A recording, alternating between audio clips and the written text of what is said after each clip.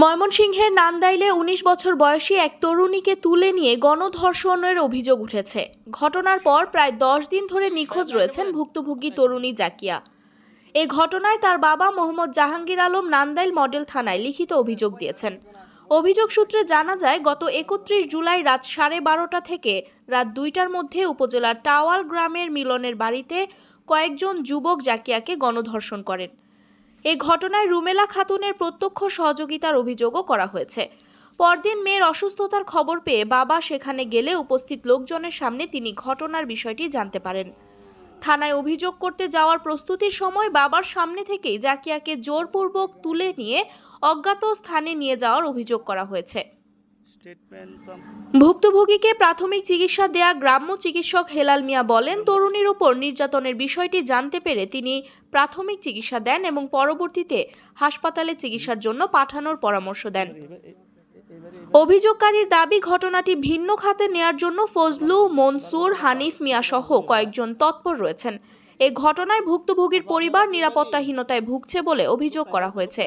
এ বিষয়ে নান্দাইল মডেল থানার ওসি বলেন, নিখোঁজ তরুণীকে উদ্ধারে পুলিশ চেষ্টা চালাচ্ছে। একই সঙ্গে অভিযোগের বিষয়টি তদন্ত করে প্রয়োজনীয় আইনগত ব্যবস্থা নেওয়া হবে।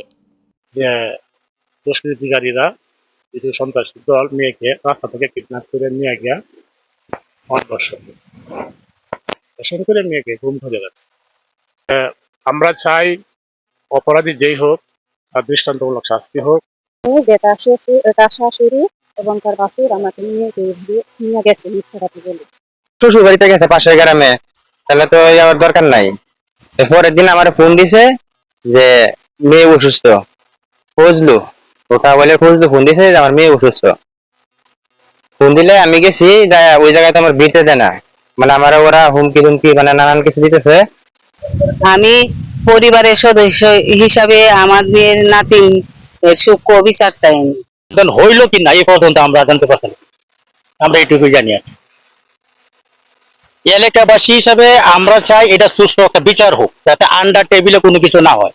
জড়িত আছে একজনের নাম মোহাম্মদ হুসাইন, আরেকজনের নাম হইলো রাব্বি, তো আরেকজনের নাম সঠিক খেয়াল নাই, ছিল। মূলত 3 জন দিয়ে দর্শন হয়েছে, আর জড়িত ছিল 5 জন।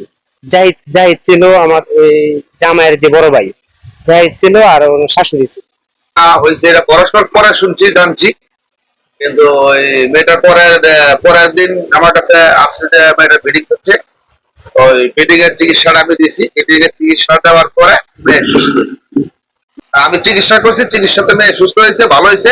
মেয়েটা ওদের কাছে আছে, আমি এইটুক জানি। ওই ছেলেদের কাছে আছে। আগে যে বিয়ে করছিল ওই ওদের আওতাধীনে আছে। আগে যে ছেলের কাছে বিয়ে হয়েছিল ওই ছেলেদের আওতাধীনেই আছে।